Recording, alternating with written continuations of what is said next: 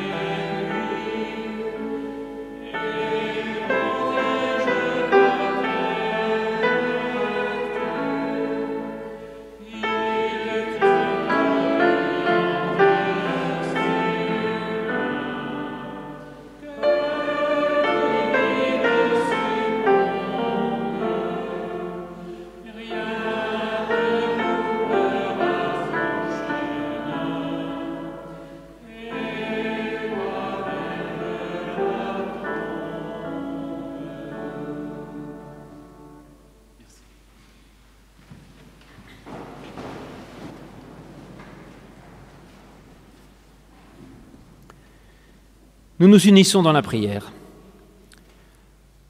Seigneur, nous venons vers toi sans fierté, sans grandeur, mais nous savons, oui, qu'il y a en nous des manques et des besoins. Nous nous savons imparfaits. Tu nous commandes d'aimer de tout notre cœur, mais souvent nous oublions, nous délaissons, nous haïssons. Aussi nous te demandons d'abord, Seigneur, de nous pardonner. Libère-nous de tout sentiment de culpabilité stérile et remplis notre cœur, toi-même, d'amour, de confiance et d'espérance, pour que nous puissions cheminer libres et joyeux. Oui, ô notre Dieu, donne-nous ton pardon, maintiens-nous dans ta grâce, sois pour nous une source de vie, d'espérance et de paix. Nous en avons grandement besoin. Amen. Mais nous dit l'Éternel d'après le prophète, Parce que tu as du prix à mes yeux, parce que tu es honoré, parce que je t'aime, ne crains rien, car je suis avec toi. » Ainsi, nous pouvons mettre notre confiance dans cette bonne nouvelle, qui est que Dieu toujours nous maintient dans sa grâce, qu'il nous accueille qui que nous soyons et qu'il nous donne le pardon de nos fautes. Frères et sœurs, j'ai voulu aujourd'hui traiter une question qui me taraude depuis bien longtemps. En effet, il y a dans les Béatitudes, ce texte que vous connaissez sans doute bien au début de l'évangile de Marc, où il y a 8 fois « heureux », il y a une béatitude qui m'a toujours posé problème. C'est, je ne sais pas la combienième, mais c'est celle qui est au chapitre 5, verset 5, qui dit « Heureux les humbles, car ils hériteront la terre ». Cette humilité m'a toujours posé problème. D'abord peut-être parce que je suis orgueilleux, donc heureux les humbles, ça ne me plaît pas trop, je me sens un peu exclu du truc. Et puis même, j'avoue que, je dirais, des siècles de christianisme parfois un peu nauséabond nous ont abreuvés d'une humilité mortifère, où le chrétien se croit obligé de se réduire à rien, de se traîner dans l'ordure et la fange, et de se rappeler en permanence qu'il est coupable, bon à rien, et qu'il n'est juste qu'une sorte d'excrément sur la terre, et je n'ai jamais tellement aimé ce genre de prédication. J'ai donc toujours laissé un peu de côté cette béatitude, heureux les humbles, et je ne suis pas le seul d'ailleurs, parce que beaucoup de traducteurs embêtés devant cela ont mis « heureux les doux ». Alors être doux, c'est sympathique, ça, plutôt bien, donc ça va mieux. Mais il y a écrit « heureux les humbles », c'est comme ça. Et donc j'ai voulu repenser ça, et j'ai eu l'occasion de le faire en me confrontant au philosophe Vladimir Yankelevitch dans son Traité des vertus, qui nous dit que l'humilité est la première des vertus. Donc ça a attiré mon attention, et je voulais vous livrer toutes les réflexions que ça a semées en moi. Mais je vous lirai, en plus de ce que je viens de vous lire, donc Matthieu 5,5, la réflexion de Paul en Philippiens 2. S'il y a quelque consolation dans le Christ, s'il y a quelque encouragement dans l'amour, s'il y a quelque communion de l'esprit, s'il y a quelque compassion, quelque miséricorde, mettez un comble à ma joie, afin d'avoir une même pensée, un même amour, une même âme, une seule pensée. Ne faites rien par rivalité ou par vaine gloire, mais dans l'humilité, estimez les autres supérieurs à vous-même, et que chacun de vous, au lieu de considérer son propre intérêt, considère aussi celui de l'autre. Éternel, ta parole est vérité, sanctifie-nous par ta vérité. Je vous laisse méditer tout cela d'abord en musique, avec un choral de Bach.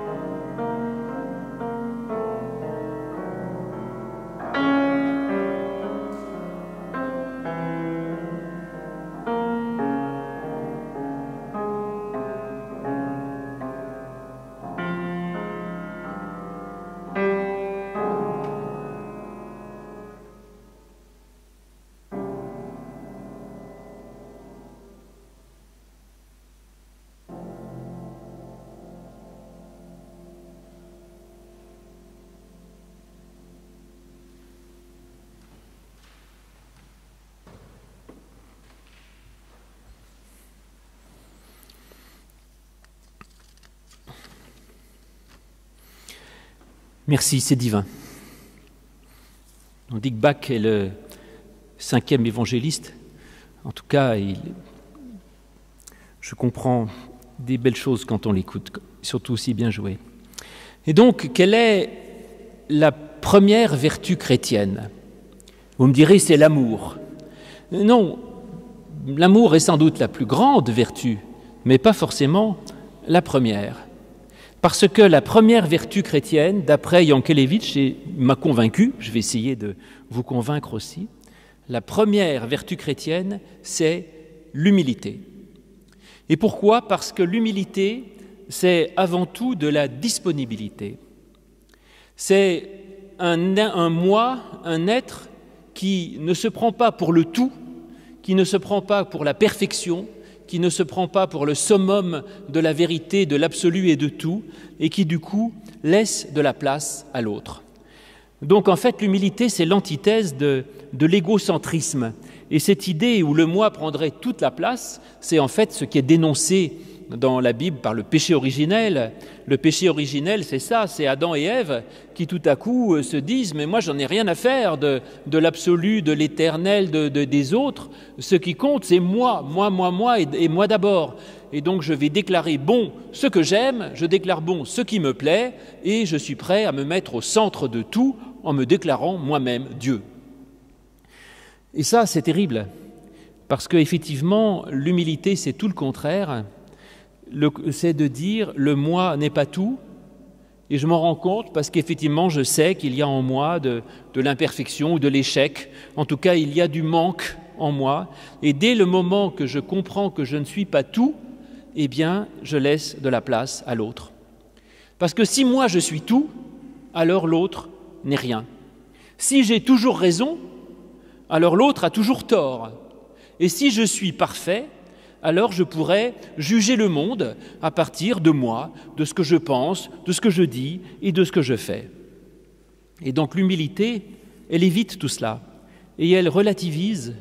Et l'humilité, c'est un moi qui se retire à sa juste place et qui permet du coup de laisser une place pour l'autre et qui permet même, je crois, la possibilité de l'amour. C'est-à-dire que l'humilité est la condition même de l'amour, et c'est en ce sens que l'humilité est première. Donc l'amour est central, je suis bien d'accord, c'est peut-être l'essentiel, mais il est conditionné par cette vertu humble et qui passe inaperçue, qui est l'humilité, mais qui est première. Parce qu'en effet, vous le savez, l'amour chrétien, ce n'est pas le sentiment, ce n'est pas le fait de trouver quelqu'un de sympathique ou pas. Ce n'est pas ça, l'amour chrétien, c'est d'accueillir l'autre, de laisser une place à l'autre, de permettre à l'autre d'exister.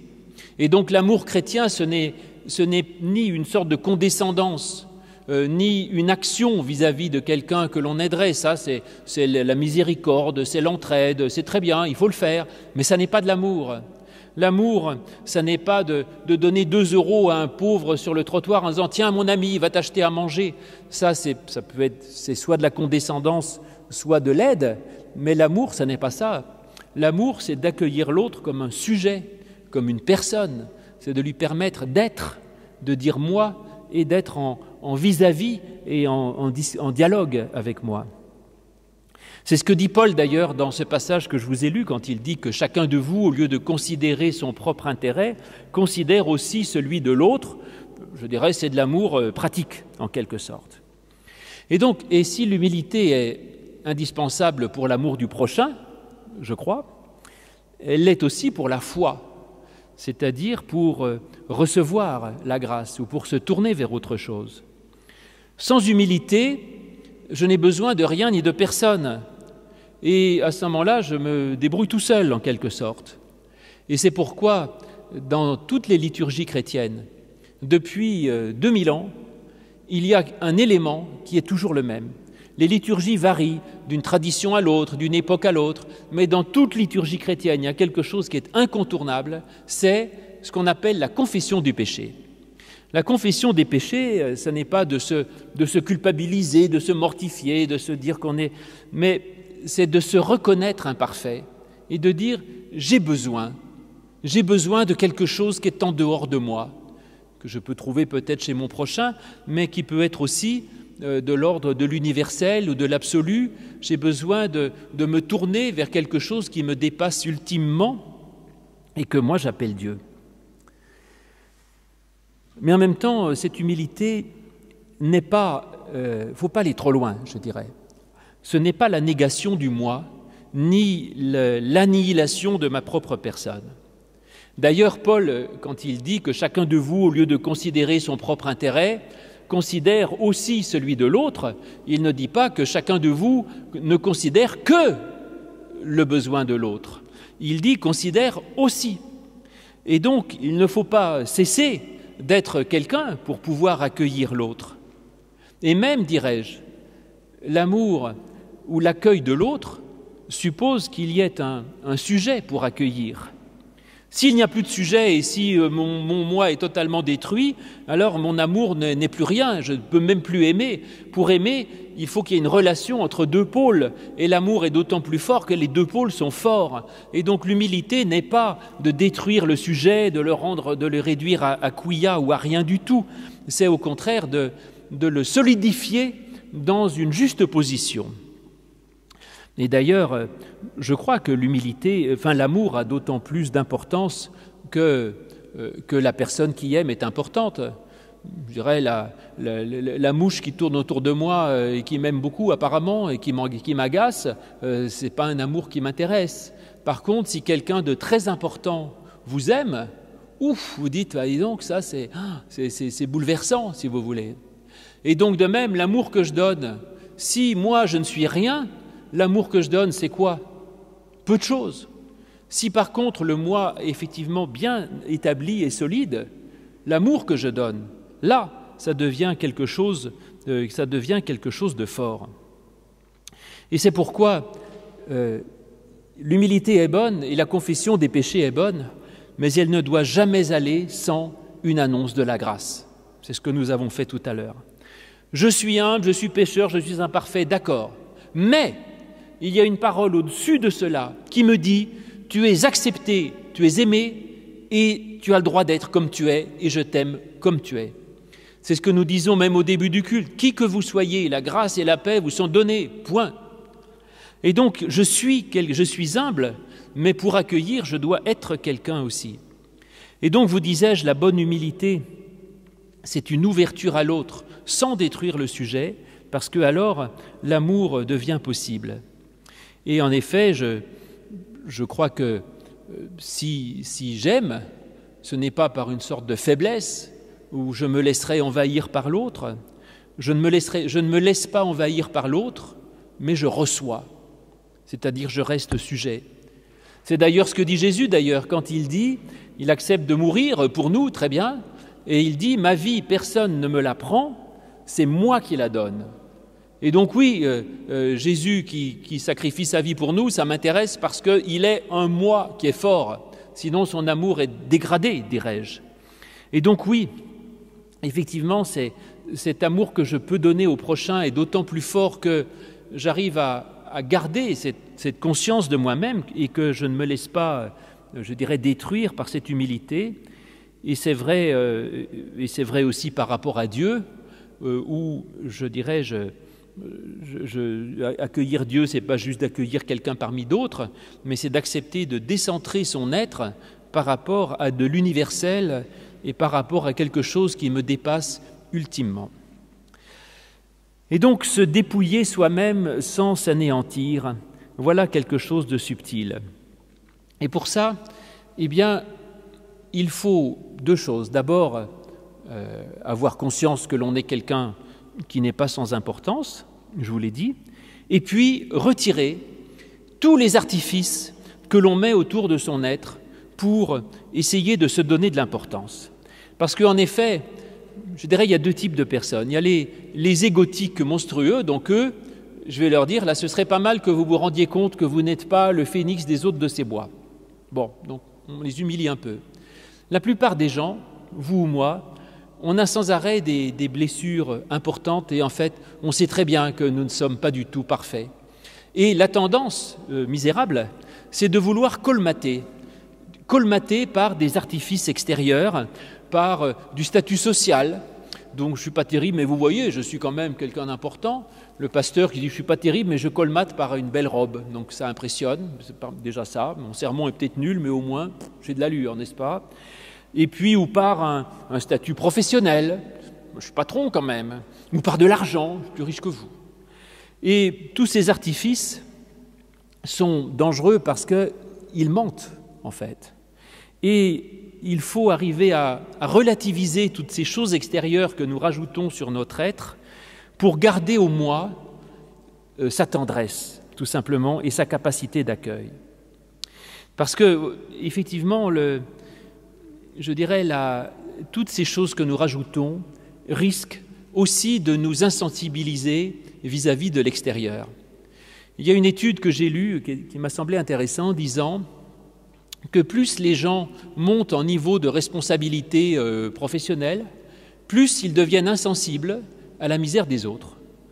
Alors je vous dirais, c'est inévitable. Je dirais, le médecin qui passe son temps à voir des enfants malades ne peut pas sans arrêt pleurer sur un enfant malade à l'hôpital. Moi, je vois un enfant malade, je suis bouleversé et je pleure, mais lui, il en voit 50 par jour, donc il se blinde, si vous voulez. Et le patron qui doit faire marcher son entreprise, il met des gens au chômage, mais qu'est-ce que vous voulez que je vous dise? C'est comme ça, et donc il finit par se dire, tant pis, qu'est-ce que vous voulez que je vous dise? Et donc, il y a un risque, je dirais, dans ces choses extérieures qu'est notre être, de perdre l'humilité de l'être et de perdre sa tendresse. Donc il faut absolument, même s'il y a des choses extérieures que nous rajoutons au-dessus, que ces choses extérieures ne viennent pas cacher la tendresse de cet être et l'humilité de cet être. Je me souviens aussi d'un dialogue qu'on m'avait rapporté entre un patron, justement, qui, pour sauver son entreprise, devait mettre des tas de gens au chômage, et ce qui faisait autant de drames familiaux et personnels, bien sûr, et le syndicaliste qui lui dit « Mais vous vous rendez compte, tous ces gens dont vous sacrifiez la vie ?» Et le patron qui dit au syndicaliste « Mais qu'est-ce que vous feriez à ma place, honnêtement ?»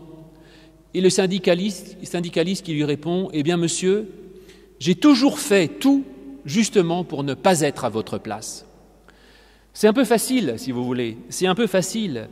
Et c'est tout le problème, je dirais, des dirigeants, patrons chrétiens, comme on dit.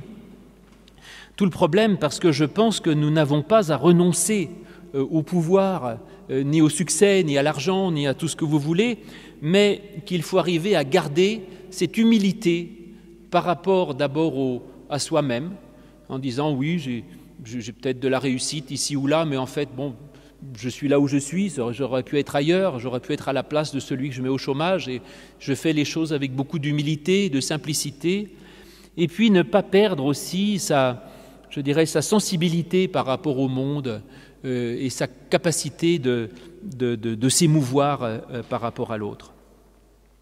Et donc je pense que ça, c'est tout à fait essentiel pour remettre le moi à sa juste place et reconnaître que dans le fond, je ne suis pas grand-chose. Alors, attention, je ne suis pas rien, mais je ne suis pas tout, voilà. Et que le peu que je suis, le pas grand-chose que je suis, eh bien, il suffit. Donc voilà, le travail de l'humilité, c'est de dégraisser ce moi que nous engraissons sans arrêt par des tas de choses extérieures pour essayer de nous rassurer et pour essayer de retrouver l'essentiel qui est au cœur de toute chose. Je suis petit, je suis pécheur, mais Dieu m'aime comme je suis, et les autres ne sont pas meilleurs que moi. Les autres ne sont pas meilleurs que moi. Tiens, les autres, voilà une bonne question. Parfois, c'est vrai, quand je vois les autres, je me rassure. Non, finalement, les autres sont... par rapport à d'autres, je suis très très bien. Mais en même temps, il y a aussi, c'est vrai, on voit des gens extraordinaires. On voit des gens extraordinaires et parfois c'est culpabilisant, décourageant de voir tous ces gens formidables qui sont justes, qui sont fidèles, qui sont généreux, engagés, extraordinaires. Et je me dis, mais moi, je suis rien du tout, quoi. Alors méfiez-vous à ce genre de discours, méfiez-vous de ce genre de discours, parce que l'être humain, s'il est très fort pour essayer de se mentir à lui-même et de faire semblant de se prendre comme une grenouille qui se prend comme le bœuf alors que bon voilà, ça va, hein, restez à votre place, l'être humain est aussi très fort pour mentir aux autres. Et moi je me méfie, des gens qui se prétendent trop parfaits ou de ceux que l'on croit trop parfaits. Et je crois qu'il y a là un danger dans lequel sont tombées souvent les religions et un peu toutes, d'essayer de présenter des modèles de foi et de vertu. Alors on présente les moines, ces gens sont merveilleux, quel détachement, ils vivent, quelle pureté, ils vivent sans sexualité, sans pouvoir, sans désir. Tu parles, mensonge. Et il n'y a pas que chez les moines, les pasteurs au XIXe siècle. Heureusement, certains paroissiens le considèrent encore comme ça, l'étoile, et ça me réjouit, mais on dit les pasteurs, ces gens qui sont tellement engagés, qui sont parfaits, ils sont généreux, ils sont honnêtes, ils sont dévoués. Et cette espèce d'image de perfection qu'on balance devant les gens, mais c'est profondément destructeur. C'est destructeur parce que c'est faux. C'est faux. C'est faux. Et le pasteur n'est pas meilleur qu'un autre, vous le saviez sans doute en ce qui me concerne, mais voilà, on est tous pleins de défauts, pleins de péchés, et le but, la sainteté, ce n'est pas le plus parfait, mais c'est le plus humble. Voilà. Et celui qui accepte de jouer le rôle que la religion veut lui faire jouer, d'être un modèle de sainteté et de pureté, il se trompe et il ment. Il se ment à lui-même et il ment aux autres. Et d'ailleurs, Luther, quand on lui demandait, mais un pasteur, est-ce qu'il peut avoir des défauts, des péchés ? Et Luther disait, oui, bien sûr, le pasteur peut avoir des péchés. Il dit, bon, il ne faut quand même pas que ça aille au-delà d'un certain niveau, il y a des limites à tout, il ne faut pas exagérer, mais il a dit, si un pasteur est pécheur, eh bien, il sera d'autant mieux un témoin de la grâce. Ça, c'est formidable. On n'attend pas, depuis Luther, c'est le 19e siècle, je crois, qu'a fait du pasteur cette espèce d'image. Regardez la photo des pasteurs de l'Étoile au XXe siècle dans le bureau des pasteurs, c'est effrayant. Chacun, on a l'impression que c'est le jugement dernier qui vous regarde, c'est terrible. Et Luther disait, mais que le pasteur soit pécheur, il sera témoin de la grâce. Voilà. Et ça, je trouve ça merveilleux. Alors la valeur de chacun, elle tient à quoi ? Eh bien, elle tient à l'unicité. Chacun de vous, vous êtes unique et irremplaçable. Et ça, c'est ce qui vous distingue des autres animaux. Une fourmi remplace une autre fourmi. Un chevreuil dans les prés, c'est tellement joli, mais demain, le chevreuil meurt, un autre chevreuil le remplace, c'est pareil. Un sanglier remplace un autre sanglier. Un sanglier meurt tué par un chasseur ou renversé par une voiture. Demain, un autre sanglier prend sa place et c'est pareil. Et même si une laie, la femelle du sanglier, est tuée, les marcassins, ils n'en ont rien à faire. Ils trouvent une autre laie et une autre tétine de lait vaut très bien celle de sa mère. Ils ne sont pas du tout stressés. Il n'y a pas de problème. Il n'y a pas de problème psychologique, pas de psychanalyse besoin pour les marcassins. Alors que chez les humains, un orphelin est toujours un orphelin. Et donc chacun est unique et irremplaçable. Et c'est l'unicité de votre être qui fait que vous avez une valeur infinie. Et donc votre valeur, et ma valeur à moi, c'est que je suis moi. Et l'humilité ne doit pas détruire ce moi, elle doit au contraire l'épurer et le mettre en valeur. Et dire voilà, tu es toi, tout le reste je m'en fiche, mais tu es toi.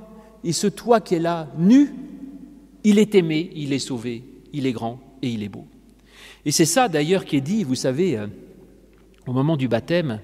Ce qui me plaît beaucoup, quand on baptise un enfant, nous disons, enfin moi je dis, Florence le dit aussi, je pense, cette parole d'Ésaïe, je t'ai appelé par ton nom, tu es à moi. Je t'ai appelé par ton nom, prendre un tout petit enfant et dire, celui-là, il est aimé et sauvé pour l'éternité, alors qu'il a fait quoi ? Rien. N'a pas de diplôme, je ne sais pas s'il va faire un beau mariage, s'il va avoir de bons enfants, s'il va réussir son métier, s'il va être riche, s'il va vivre longtemps. Tu es toi, tu as une valeur infinie et tu es aimé. Et je trouve que cette parole première dite sur la vie d'un enfant, avant même tous ses mérites, toutes les constructions égotiques qu'il pourra faire, toi tu es accepté, aimé et reçu, eh bien c'est une des plus belles choses qui soit, parce que c'est ça, sa vraie valeur. Tout le reste, c'est du mensonge. Tu veux briller par ta fortune ? Je veux un autre est plus riche que toi. Tu veux briller par ton pouvoir et ta puissance ? J'en ai un autre plus puissant que toi. Tu veux briller par ton être social, un autre est plus élevé. Tu es duc, tu es roi, oui, mais il y a un roi. Tu es roi, il y a un empereur. On n'en finit pas. C'est toi qui as une valeur infinie. C'est toi. Et c'est une valeur absolument essentielle. Et donc ce travail de mise en valeur de l'être, je dirais, de l'être intime, c'est un long travail de dépouillement. Et de ce côté-là qui est différent des autres vertus. Parce que le travail de l'humilité, c'est le travail de toute une vie. Les autres vertus, elles peuvent être spontanées. Il y a des gens qui peuvent faire preuve de courage comme ça parce que la situation le permet. D'autres gens sont prêts, capables de faire preuve de générosité parce que tout à coup ils sont émus. Mais l'humilité, c'est pas spontané. C'est un très très long travail de quelque chose qu'il faut faire progressivement, d'apprendre à se recentrer sur la vérité de son être, à ne pas gonfler son moi et à être soi-même. Et c'est pourquoi l'humilité est très différente de l'humiliation, je dirais. L'humiliation, c'est autre chose. L'humilité, je vous l'ai dit, c'est dépouiller ce moi, enlever tout ce qui n'est pas lui pour retrouver ce sujet accepté, sauvé par Dieu, dirais-je. L'humiliation, c'est terrible, c'est d'attaquer le moi, c'est de le déstabiliser, de le détruire. L'humilité, c'est le contraire, c'est de solidifier le moi, en le débarrassant de ce qui le masque et qui n'est pas lui, d'enlever les fausses béquilles pour être capable de mieux aimer, de mieux agir et de mieux accueillir. Alors que, effectivement, l'humiliation est juste une chose extrêmement mauvaise. Certaines petites humiliations peuvent juste remettre les choses à leur place, et c'est très bien, mais attention à ne jamais toucher, je dirais, à l'être même de la personne. La mienne et celle de l'autre, que j'accueille aussi, justement, parce que l'autre aussi, je dirais, il est une personne sacrée parce que sauvée par Dieu. Ma personne est sacrée. Ça fait penser que c'est qui avait dit ça récemment. Eh bien, oui, ma personne est sacrée, mais pas par la fonction, certainement pas, fût-elle républicaine. Ma personne n'est pas sacrée par ma fonction républicaine. Ma personne, elle est sacrée, point. Et pas que la mienne, la vôtre, et celle de tous. Toute personne est sacrée par nature et par l'amour que Dieu lui donne. Donc voilà la véritable humilité qui, paradoxalement, n'est pas un nihilisme ou un rejet du soi, mais qui est un authentique et véritable, je dirais, amour du soi véritable. C'est s'aimer soi-même pour ce que l'on est au jour de sa naissance et non pas pour ce que l'on n'est pas. Et il y a dans l'orgueil, dans la fatuité, une sorte de haine de soi dissimulée qui se cache dans des procédés qui visent à essayer d'adjoindre des choses inutiles pour colmater les fentes et les brèches, et c'est de la tromperie. L'amour de soi, c'est de s'aimer tel que l'on est, et c'est ça le point central, je dirais, du triple commandement d'amour, effectivement, qui ne peut être compris qu'à partir de cette humilité, d'aimer Dieu de tout son cœur, c'est-à-dire que je sors de moi pour me tourner vers l'universel, vers l'absolu, vers le transcendant. C'est d'aimer son prochain et de l'aimer comme une personne que j'accueille parce que je sais que moi je ne prends pas toute la place et que l'autre est quelqu'un, et de l'aimer son prochain comme soi-même. Et donc au départ, il faut bien s'accepter et s'aimer soi-même pour aimer son prochain. Mais cet amour si important, donc vous disais-je, c'est pas une façon d'agir. C'est une disposition du cœur qui vient d'une humilité positive, respectueuse de soi et de l'autre. Et ça, c'est, je crois bien, le chemin de toute vertu, et c'est un chemin de l'amour et de la vie. Amen.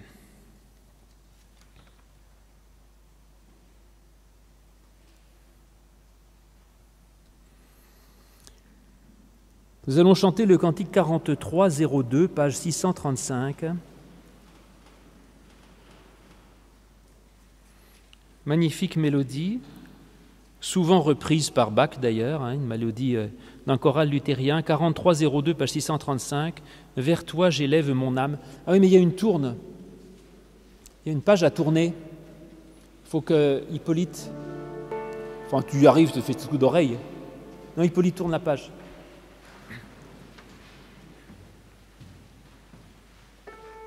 Vers toi s'élève mon âme, Dieu.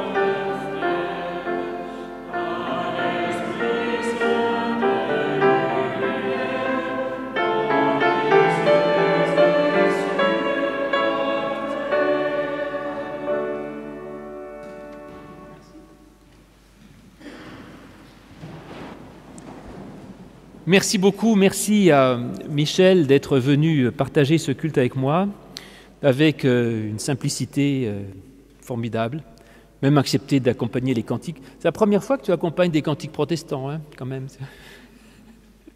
Mais c'est des belles mélodies, non, quand même, hein, c'est magnifique.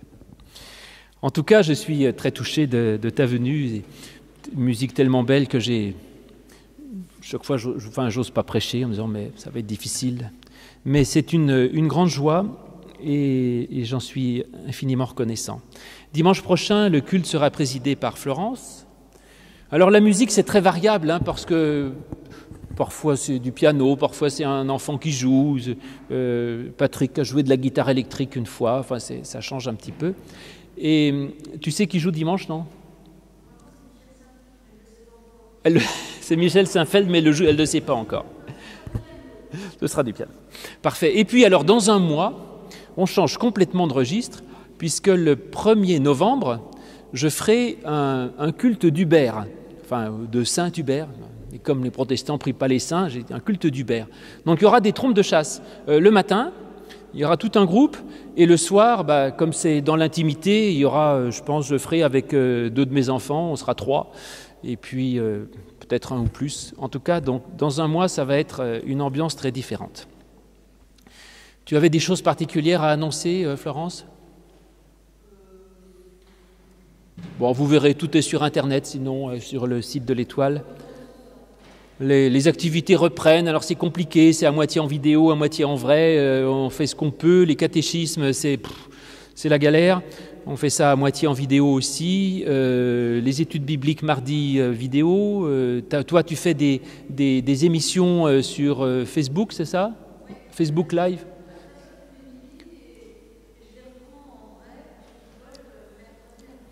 À 13h tous les midis, retrouvé en vrai pour mercredi à 12h30. Voilà. Enfin, bref, il se passe plein de choses.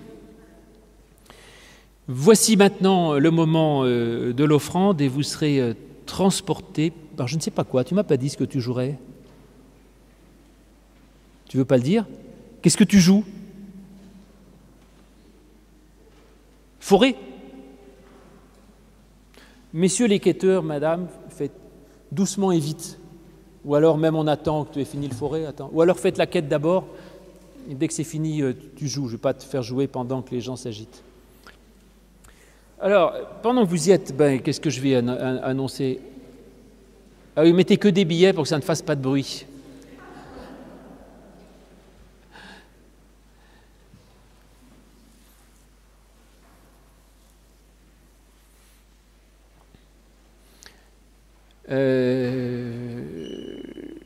Dans 15 jours, le culte, c'est Regina Muller, c'est ça qui fait le culte. Dimanche prochain, il y a les catéchismes et les écoles bibliques, donc on fait en 2 groupes, les petits le matin et les grands l'après-midi. Ah voilà, et dans 3 semaines, on avait dit qu'il n'y aurait pas de culte le matin, mais le synode national qui devait avoir lieu ici est annulé, donc il y aura culte quand même, et c'est Florence qui va s'y coller. Oui, parce que moi je serai à la montagne, donc je penserai à vous de loin et j'écouterai sur mon téléphone. Du forêt, mes amis, ça tiendra lieu de prière, en ce qui me concerne.